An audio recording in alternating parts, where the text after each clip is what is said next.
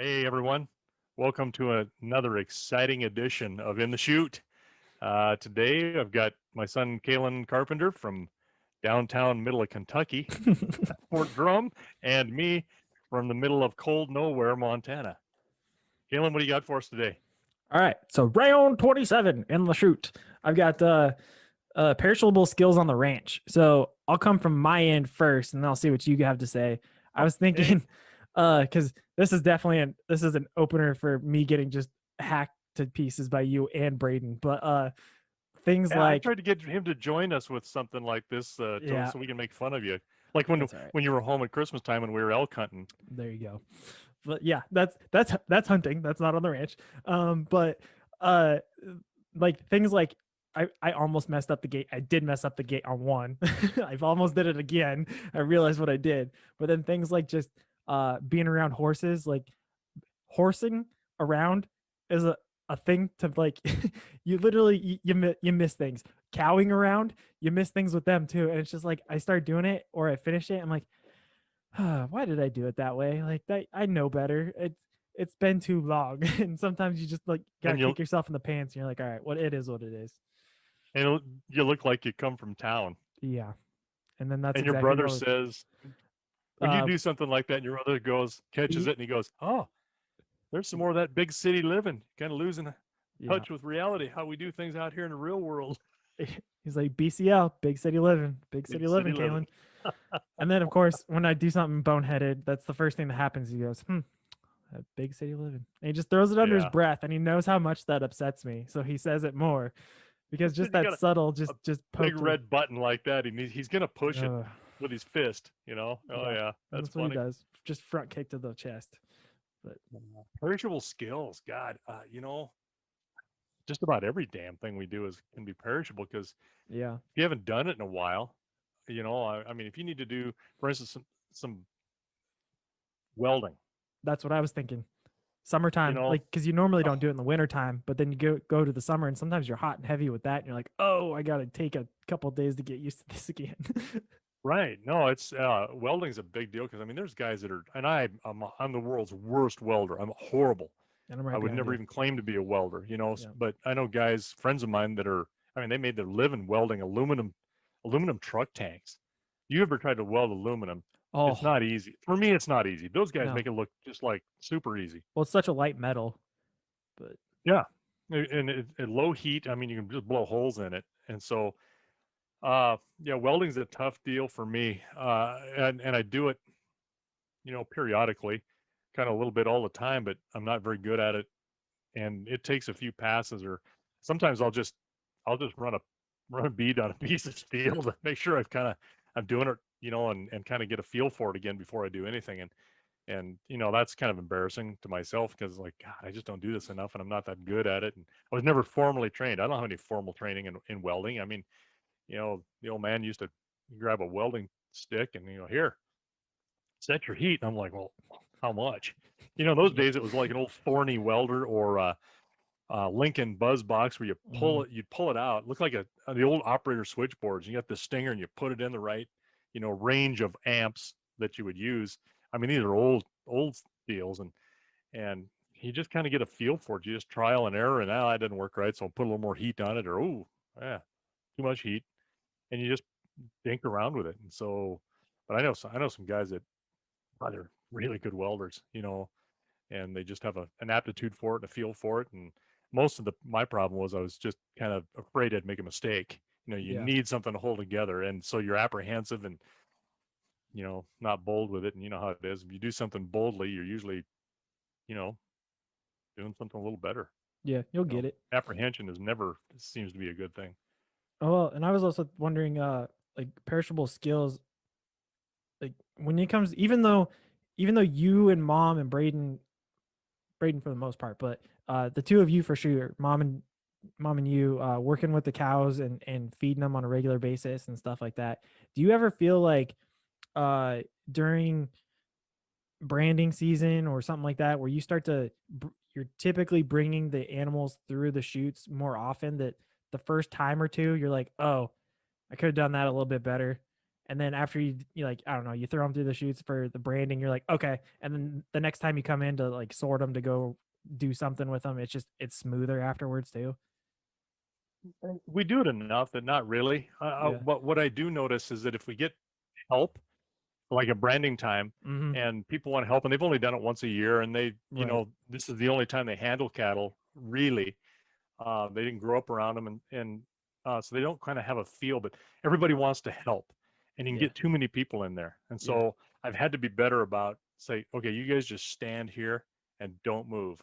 Breathe slowly until I Yeah. tell you otherwise. Yeah. you know, and so. But when you've got a multiple things going on in a shoot, for instance, like when you're branding, you've got 4 or 5 things that need to be done. And Yeah. so you gotta kind of you take it slow and you say, okay, we're gonna do this, this, and this, and you kind of get them lined out so that they have that assembly line. Okay, this we'll do this first, and then we'll do that, and um, kind of the process down. And once you've done that, you know how it is. Anytime you do something the first time or two, it's slow, but then once you get the process, then the speed comes because you're just getting more efficient at it. Yeah, I'd say And like the first so half dozen calves typically it kind of gets everybody's feet under them, and then yeah, after that you're ready to go. yeah, no, that's right. So there's that. I'll tell you a real perishable skill for me, and I do it like once a year if I'm lucky.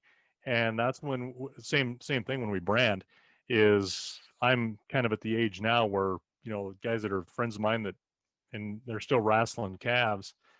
Uh, it's wrestle, not wrestle. Yeah. When you're wrestling calves, um, I'm old enough now that they're like, no, no, you don't need to wrestle calves. We'll leave that to these kids.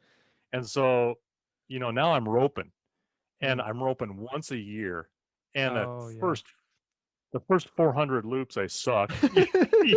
know? and you get a feel for it again, but you're just horrible. And some of these guys, these younger kids, guys your age, Yeah. they're going from branding to branding, and they're helping because they want to rope. You know, Yeah, that's the thing. uh, Or so yeah, some people, if they're rodeoers, that's how they practice too. It's a free practice. right. I get to go have fun, socialize, and get work on my healing and stuff like that. But they also don't want to wrestle either. No, and I don't They mind don't think they wrestling. think they think they're a little too good to be wrestling, and that's the only thing they need to be doing is roping. Well, roping is an older guy's deal, and we would, I remember being, I don't know, 11, 12 years old, and my grandpa finally comes to me one day, and I'm wrestling calves. And these calves are as big as I was, certainly, outweighed me and the other kid that was on them. And he said, "All right, go get your gloves and your rope. You go get your pony." And I'm like, "What? Why?" He goes, "Well, I'm gonna let you rope." I'm like, I was floored, that I was gonna get to rope, and Got I got to promoted. rope and drag. What's that? You got promoted. Yeah, it was a short promotion because Well, they only yeah. let you, they just let you get a little taste, and that was it. But you get to drag maybe 6, 8 calves, and then okay, you're done. You get back on these calves, and so there's always that. And then you get promoted when you're too old to do that anymore, hmm and trade off because everybody who wants to rope, they should be able to get a chance to do that. That's it's just the right thing to do. Let everybody have a shot at it. And but you are towards the end of your life when the only thing they'll let you do as a guy is to vaccinate. Mm. Castrating Yeah. is that's something that's done that's got to be right.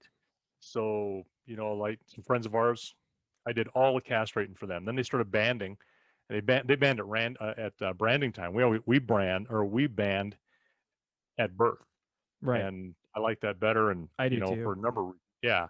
But we used to castrate, and he would have me say, "Hey, I need you to castrate." And I was like, "Okay," and that's a job. That's kind of it's kind of the top of the heap of skill level, and you're going to do this. You got to do it right. You got to know what you're doing, so you don't cause problems. You don't kill an animal.